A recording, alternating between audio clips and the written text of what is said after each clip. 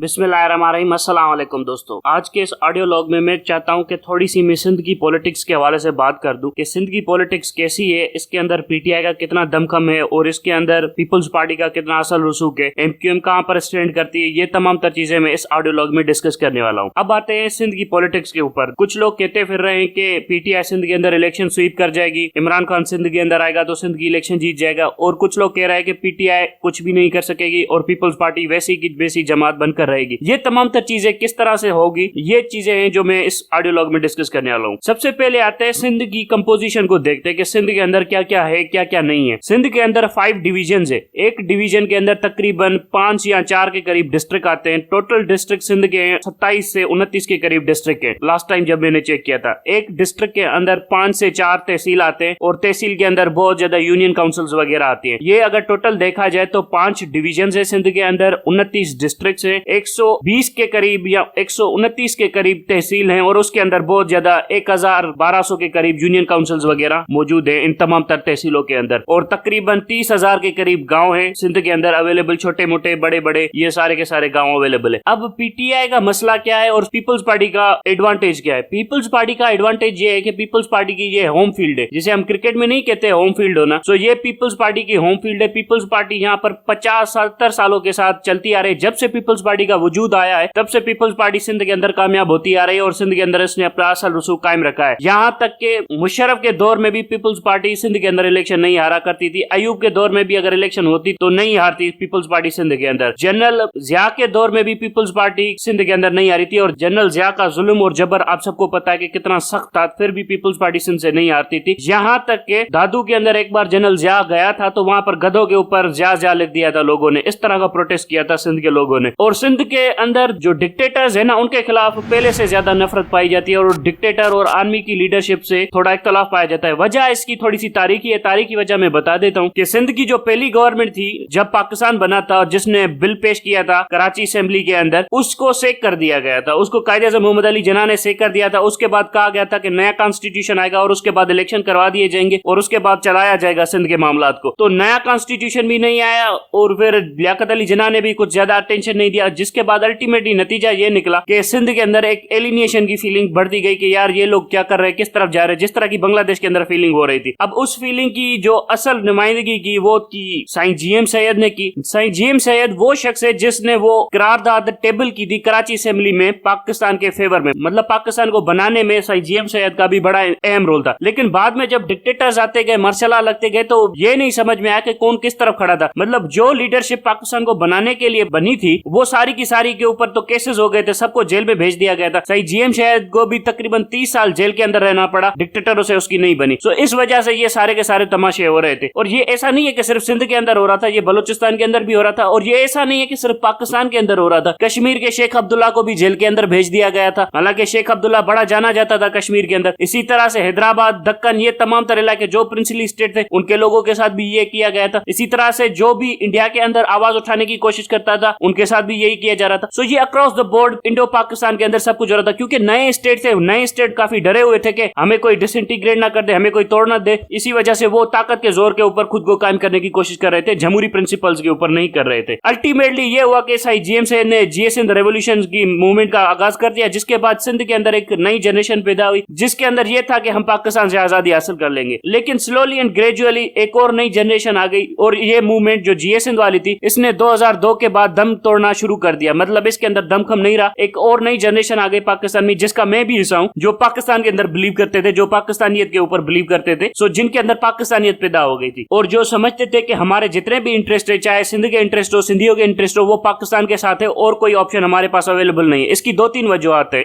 Specifically बता देता हूं। सबसे पहली चीज, इंटरनेशनल सिस्टम बड़ा फ्रेजाइल है। अगर कोई आजाद भी करवा ले सिंध को तो वो सर्वाइव नहीं कर सकता अपने ऊपर। एक रियासत बनाना और उसको चलाना बड़ा मुश्किल काम है और सिंध के अंदर इतनी कैपेसिटी नहीं है, फ्रेंकली स्पीकिंग। दूसरी चीज ये है कि इंटरनेशनल सिस्टम एक बड़ा केओटिक सिस्टम है। अगर सिंध आजाद भी हो गया तो इसको किसी ना किसी सुपर पावर के साथ मिलकर चलना पड़ेगा। जैसे कुर्द बनाने की सोच रहे हैं अपनी एक आजाद रियासत, तो कुर्दों को अमेरिका के साथ हाथ मिलाकर ही चलना पड़ेगा, वरना तुर्की ईरान उसे खा जाएगी। अगर सिंध आजाद भी हो गया तो पाकिस्तान जैसी बड़ी रियासत और हिंदुस्तान जैसी बड़ी रियासत के बीच में सैंडविच बन जाएगी, तो इसको अमेरिका या दूसरों की सपोर्ट लेनी पड़ेगी, जिसकी वजह से ultimately foreign policy, defence policy सारी की सारी तो कॉम्प्रोमाइज होगी। तो ये किस तरह की आजादी होगी। सो इससे बेहतर है कि पाकिस्तान के अंदर राज है। भले कुछ लोगों की नीयत ना हो लेकिन उनके सामने कोई ऑप्शन अवेलेबल नहीं हो। मेरी तो दिल से पाकिस्तान के साथ रहने की ख्वाहिश है क्योंकि मैं खुद को पाकिस्तानी समझता हूँ। अब आता है कि जीएसएन की पॉलिटिक्स का इस वक्त क्या हाल है। जीएसएन की पॉलिटिक्स का इस वक्त ये हाल है कि इन लोगों के पास लोग नहीं बचे हुए, इनके पास वो तालीमी लोग जो पढ़े लिखे लोग थे वो कुछ भी नहीं बचे हुए। अब जितने भी मैं इंटेलेक्चुअल से मिलता हूँ जो खुद को जीएसएन के साथ अफिलिएट करते तो उनके बच्चे कायदे आजम के गाने गाते फिरते हैं और वो बड़े मायूस होकर घूमते फिरते हैं कि यार पाकिस्तान जीत गया, हम लोग हार गए, हम जो कुछ चाहते थे वो हासिल ना कर सके और हमारे बच्चे अब पाकिस्तान के झंडे लेकर घूम रहे तो अब हम क्या कर सकते हैं। सो बेसिकली उनके घरों में भी मायूसियां हैं। अब वो मोस्टली इन तमाम तर चीजों से ऊपर आ चुके हैं कि आजाद होना है या नहीं होना है। अब वो समझते हैं कि उनको भी पाकिस्तान के साथ चलना है क्योंकि नई जनरेशन आ गई है और उस नई जनरेशन ने खुद को पाकिस्तान के साथ जोड़ दिया है। और मैं एक चीज ऐड कर दूं सिंध के हवाले से, यहाँ पर हिंदू आबादी बहुत ज्यादा है और एक्चुअली में हिंदू आबादी अगर पाकिस्तान में कहीं पर भी सबसे ज्यादा है तो वो सिंध में ज्यादा है और बड़े ही प्रोग्रेसिव लोग हैं। यहाँ तक मैं बता दूं कि मेरे बहुत सारे टीचर्स थे वो हिंदू थे और उनके साथ बड़ा अच्छा टाइम गुजरा। मतलब किसी के साथ कोई आर्ग्यूमेंट नहीं हुई, कोई एंटी पाकिस्तान नहीं था, सारे के सारे प्रो पाकिस्तान थे। हालांकि उनके अंदर एक फीलिंग थी कि पाकिस्तान उन्हें ऑन नहीं करता। ये अलग तरह की फीलिंग थी कि वो समझते थे कि पाकिस्तान के अंदर वो प्राइड वो नहीं महसूस कर सकते जैसे वो चाहते हैं कि पाकिस्तान उन्हें ऑन करे, पाकिस्तान उनको ऑनरशिप दे, पाकिस्तान के वो अपना है, पाकिस्तान उन्हें अपना है। ये वो एक इमोशनल स्टेट था जो वो बार बार बताते थे। अगर आप यही फीलिंग देखेंगे तो बलोचिस्तान के अंदर भी यही एग्जैक्ट फीलिंग है कि पाकिस्तान उन्हें ओनरशिप नहीं दे रहा, पाकिस्तान उन्हें ऑन नहीं करा और उन्हें ट्रीट किया जा रहा है एज अ लो सब्जेक्ट, जिसकी वजह से वहां पर फीलिंग्स ऑफ एलिनिएशन ग्रो करती है। वरना तो यहाँ पर बहुत अच्छे लोग भी हैं, बहुत अच्छे लोग हैं। अब आते हैं सिंध की पॉलिटिक्स के ऊपर कि पीटीआई का कितना दमखम है और पीपल्स पार्टी का कैसा दमखम है। पीपल्स पार्टी तारीखी तौर के ऊपर सिंध के अंदर रही है और आसिफ जरदारी के आने के बाद पीपल्स पार्टी ने एक नया एलिमेंट इंट्रोड्यूस किया है सिंध की पॉलिटिक्स के अंदर। वो है वेपन्स का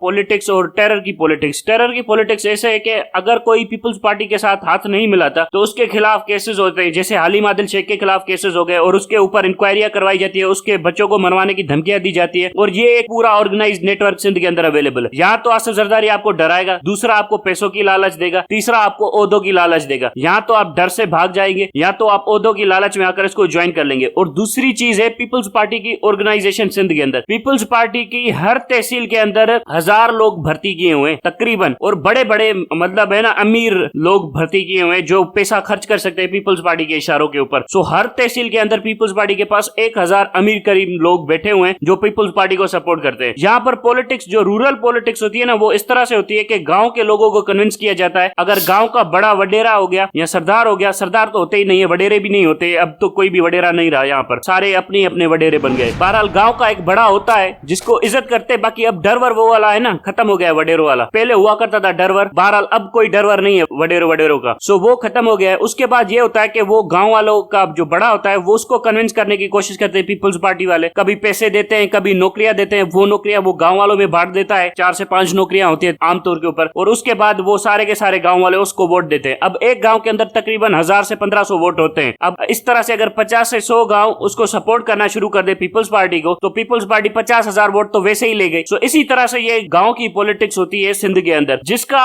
जो सबसे बड़ा एडवांटेज है वो पीपल्स पार्टी को है क्योंकि पीपल्स पार्टी के पास यहाँ पर होम फील्ड्स हैं और यहाँ पर उसकी टीम्स भी हैं, हर गांव में अवेलेबल है। अब इसका नुकसान है पीटीआई को। पीटीआई चाहे कितना भी जोर लगा ले क्योंकि पीटीआई करती है नेशनल लेवल की पॉलिटिक्स। नेशनल लेवल की पॉलिटिक्स में आप शहरों में तो पॉपुलर हो सकते हैं, गांव में किससे पॉपुलर होंगे? ऐसा नहीं है कि सिंध के गांव में कुछ लोग नहीं है जो पीटीआई को सपोर्ट नहीं करते, वो पीटीआई को सपोर्ट भी करते हैं, वो पीटीआई के साथ खड़ा भी होना चाहते हैं। उनका क्या मसला है वो मैं इस ऑडियो लॉग में बाद में बताऊंगा, लेकिन यहाँ पर मैं थोड़ा सा पीटीआई को कवर कर लूं। सिंध के अंदर पीटीआई की एक्चुअली में टीम ही अवेलेबल नहीं है सिंध के अंदर पूरी की पूरी। बहुत सारे ऐसे गांव हैं जिसके ऊपर पीटीआई के लोग भी नहीं है। इसी तरह से बहुत सी ऐसी यूनियन काउंसिल्स हैं, तहसील है जहां पर पीटीआई की टीम नहीं है। बस पीटीआई की डिवीजन लेवल के ऊपर टीम है। एक टीम है जो कराची के अंदर बैठी हुई है, हैदराबाद के अंदर भी कोई एक्टिव टीम नहीं है। इसी तरह से आप देख ले नवाबशाह हो गया या दादू हो गया, यहाँ पर भी कोई टीम अवेलेबल नहीं है। सो पीटीआई किन लोगों के साथ मिलकर सिंध के अंदर पॉलिटिक्स करने की कोशिश कर रही है? पीटीआई कर रही है पीर साहब पगाड़ा के साथ और जो गोश बख्श वगैरह हो गए ये खैरपुर की साइड के ऊपर, इनके साथ मिलकर पॉलिटिक्स करने की कोशिश करे और थर के अंदर शाह महमूद कुरैशी की थोड़ी बहुत फॉलोइंग है, उसके साथ मिलकर पॉलिटिक्स करने की कोशिश करें। अब ये वो लोग हैं जो सिंध के अंदर बिल्कुल भी पॉपुलर नहीं है। सिंध के अंदर अगर आप इनको समझे ना तो जैसे चौधरी परवेज इलाही है ना वैसा ही समझा जाता है इनको सिंध के अंदर, और इनकी बिल्कुल भी इज्जत नहीं की जाती और इनको बिल्कुल भी मशहूर नहीं समझा जाता और इनके साथ खुद को ताल्लुक भी नहीं जोड़ा जाता। मतलब सिंध के अंदर लोग ये समझते हैं अगर आसिफ जरदारी चोर है या करप्ट है उसको हटाकर तो ये लोग कौन से अच्छे बचे, ये लोग भी उससे ज्यादा बड़े चोर है और ये लोग सिंध की हुकूमत के ऊपर आने के बाद उससे ज्यादा बड़े ढाके डालेंगे। सो इमरान खान को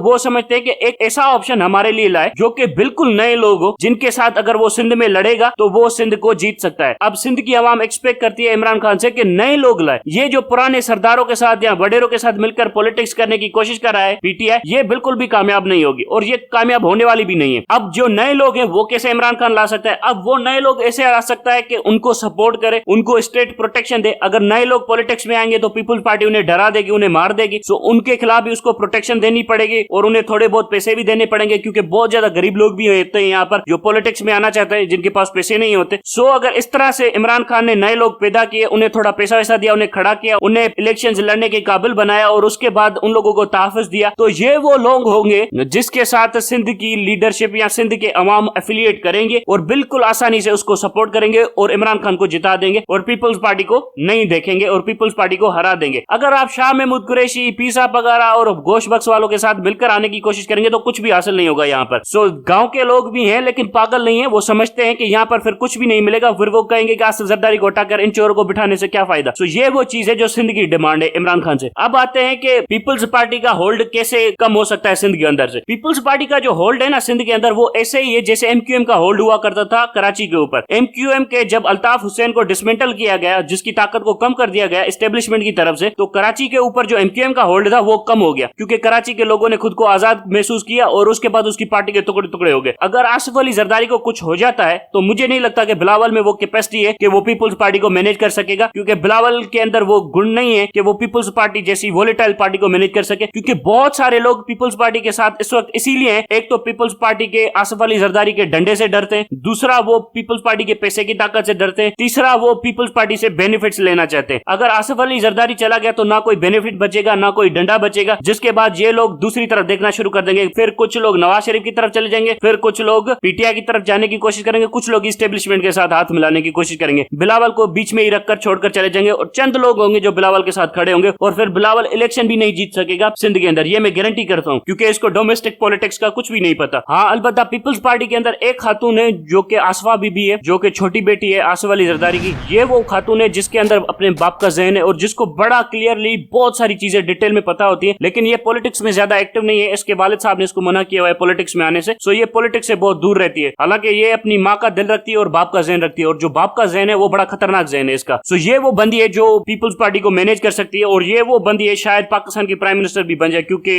इसके अंदर बड़ी एबिलिटी है, ये मैं पर्सनल लेवल पर जानता हूँ। सो ये थी सिंध की पॉलिटिक्स की छोटी सी समरी। उम्मीद करता हूँ आपको समझ में आ गई होगी। आने वाले दिनों में मैं और ज्यादा डिटेल में बात करूंगा सिंध की पॉलिटिक्स के हवाले से, ताकि लोगों को जो कि पाकिस्तानी लोग हैं इनको समझ आ सके कि सिंध एक्चुअली में चाहता क्या है, सिंध किस तरफ बढ़ना चाहता है और सिंध की डिमांड्स क्या है और कैसे पाकिस्तान के फ्रेमवर्क के अंदर सिंध रहना चाहता है और पाकिस्तान कैसे एडजस्ट कर सकता है, ताकि ये जो फीलिंग्स ऑफ एलिनिएशन है, ये जो फीलिंग्स ऑफ डिसहार्मनी है, ये सारी की सारी खत्म हो जाए और पाकिस्तान एक कोहिजन वाली सोसाइटी बने। पाकिस्तान की सोसाइटी के अंदर एक कोहिजन पैदा हो ताकि पाकिस्तान ज्यादा से ज्यादा मजबूत हो सके। Thank you very much.